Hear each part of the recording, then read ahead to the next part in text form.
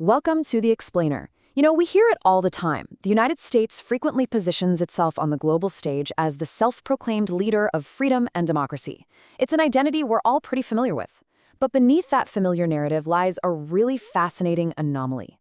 It's a lens through which researchers view a massive, quiet, and almost invisible physical presence. Picture this, a world map and a pitch-black room. Suddenly, a glowing dot appears, then another.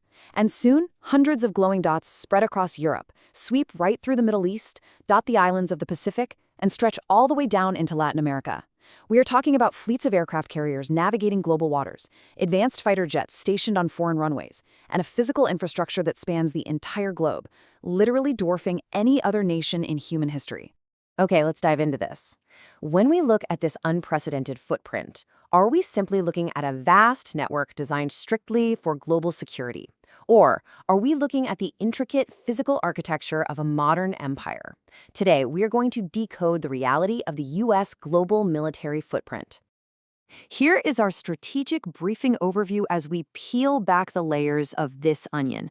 We'll start with 1, the scale of global power. Then 2, how the network began. 3, controlling trade and resources. 4, allies, critics, and backlash. And finally, 5, an empire without colonies. Let's jump right into Section 1, the scale of global power, an unprecedented footprint. 800. The United States maintains over 800 military bases spread across more than 70 sovereign countries around the world. We're talking about an active presence of over 173,000 troops permanently stationed abroad. And you have to understand, these aren't just a few tents pitched in the desert. Many of these installations function like entirely self-contained American towns. They've got their own specific zip codes, they have American schools for the kids of military personnel, sprawling logistical hubs, and even American fast food chains, serving up burgers literally on the other side of the planet. To put that geographic scale into perspective, the U.S. has military facilities on every single continent on Earth, with the sole exception of Antarctica. The Department of Defense itself is the largest employer in the world, and this massive global infrastructure is exactly why. Now, what's really interesting about this comparison is when you look at America's closest geopolitical rivals. Russia maintains roughly 20 to 30 overseas bases. China has just 5 to 7. The United States, over 800. The gap in physical global reach between the U.S. and the rest of the world isn't just large, it's an entirely different category of existence. It's an asymmetric reality where one nation operates a global web while everyone else is pretty much just operating regionally. And as you'd imagine, a footprint of this magnitude requires unparalleled financial resources. The U.S. spends more on defense than the next 10 countries combined. And this isn't just about buying advanced stealth bombers or building fancy new submarines. Actually, a massive chunk of this budget goes toward the sheer, staggering logistical cost of maintaining a permanent global posture. It is incredibly expensive to ship food, fuel, medicine, and personnel across oceans just to keep these miniature American cities running 365 days a year. This financial disparity isn't an accident, and it's definitely not some bureaucratic runaway train. It is a highly deliberate global strategy. But how exactly did this happen? That brings us to Section 2, how the network began, from temporary to permanent. The architecture of this expansion really starts taking shape back in 1945. World War II ends, and the U.S. builds military installations in Japan and Germany. At the time, they were essentially establishing a stabilizing presence in defeated nations to prevent another global conflict. Then, a few years later, the 1950s hit with the Korean War, which establishes a massive, lasting footprint in South Korea. Throughout the Cold War, the overarching strategy shifts to containment. It's like an immense geopolitical chess match. The whole goal was to build a physical military ring around the Soviet Union, establishing bases in places like Turkey, Italy, and Saudi Arabia, alongside the steady expansion of NATO alliances. But here is the absolute critical pivot in this history. 1991 rolls around, and the Soviet Union collapses. The primary enemy is gone, but the bases, they stayed. What began as temporary post-war stabilization measures evolved into a permanent global military architecture. The strategic thinkers of the era realized a profound new truth. Permanent global presence equals permanent global leverage. Which leads perfectly into Section 3, controlling trade and resources, the hidden machinery. Think about it. If the Cold War enemy is gone, why keep the bases open? Well, the answer lies in moving past military containment and looking at the hidden economic machinery of the network. The global economy fundamentally runs on a few very narrow geographic arteries. And this brilliantly illustrates exactly what's going on. If you envision a map of international shipping lanes and overlay the locations of U.S. bases, you'll see they sit exactly on top of the world's most vital choke points. You have the Strait of Hormuz in the Middle East, where a massive percentage of the world's daily oil supply transits. There's the Malacca Strait in Southeast Asia, the absolute superhighway for Asian trade routes where countless cargo ships pass every single day. You have the Suez Canal in Egypt for global shipping between Europe and Asia, and the highly contested South China Sea, the beating heart of maritime trade. The military footprint isn't just sitting in random countries, it is sitting directly on top of the shipping lanes that deliver the goods to your local stores and the gas to your local stations. Billions of dollars of global trade flow entirely under the physical watch of these locations. So, by sitting on these global choke points, this military presence basically transforms into a quiet economic empire. Being positioned on these specific shipping lanes allows the U.S. to influence global oil markets simply by securing or threatening the physical flow of energy. It secures control over major trade routes, but crucially, and this is the big one, it maintains dollar system dominance. This is a mechanism sometimes referred to as the petrodollar.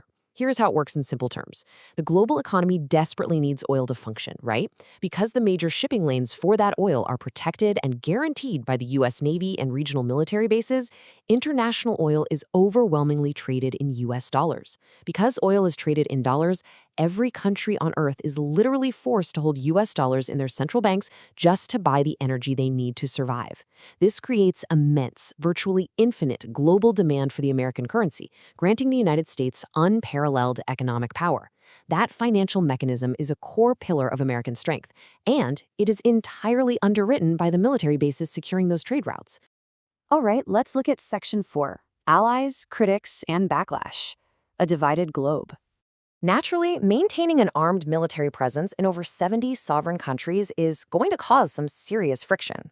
The global reaction to this footprint is deeply polarized, and the perspectives are radically different depending on where you look on the map. On one side, there are nations where this is a highly welcome presence. Countries like South Korea rely heavily on the U.S. military as a critical deterrent against North Korea. For them and allies like Japan and Taiwan, the U.S. provides essential security guarantees, brings economic benefits to host communities, and heavily stabilizes their region. But on the exact opposite side, there's active resentment. In many nations across the Middle East and parts of Africa, the U.S. footprint is viewed with intense hostility. Critics in places like Iraq point to severe infringements on their national sovereignty and frequent drone strikes. Even in allied nations, like in Okinawa, Japan, there are frequent local protests over noise pollution, accidents, and the sheer social impact of having a massive foreign military base right next door. It's a highly complex network that generates critical reliance and stabilizing peace on one hand, and severe local backlash and resentment on the other. Finally, Section 5, An Empire Without Colonies, the Modern Conquest.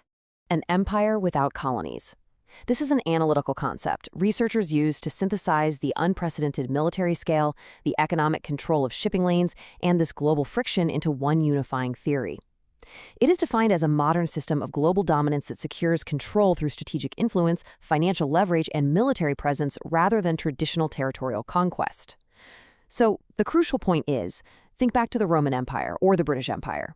To wield global power, they had to physically occupy the land, install local colonial governors, raise their flags, and constantly fight off bloody rebellions. The modern American system bypassed that entirely. America doesn't need to physically colonize land when it can simply control the international systems, the shipping lanes, the financial markets, the security alliances that run the world. Let's see how this builds into a complete interconnected picture. Those 800 military bases we've been talking about, they are simply the security foundation. But that security foundation enforces and protects the next layer, dollar dominance, giving the U.S. massive financial influence, which in turn allows American tech companies to flourish globally, establishing unprecedented digital influence, which pairs seamlessly with Hollywood and media for sweeping cultural influence. And it is all wrapped up in NATO alliances for political influence. It is a quiet, powerful, and omnipresent modern network where military force acts as the underlying enforcer that makes every other form of influence possible. There's a quote that really hits the nail on the head here. The U.S. controls the world not because it rules nations, but because it protects some, pressures others, and influences all. Those 800 military bases are the ultimate physical backbone of this otherwise hidden global system. Which leaves us with one final, pretty profound question to consider. If these 800 bases are the backbone of a hidden global system, what happens when that system is challenged?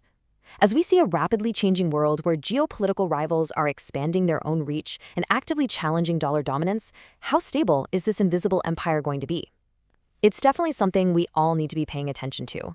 Thank you so much for joining me for this explainer. Keep asking questions, keep looking at the data, and I'll see you next time.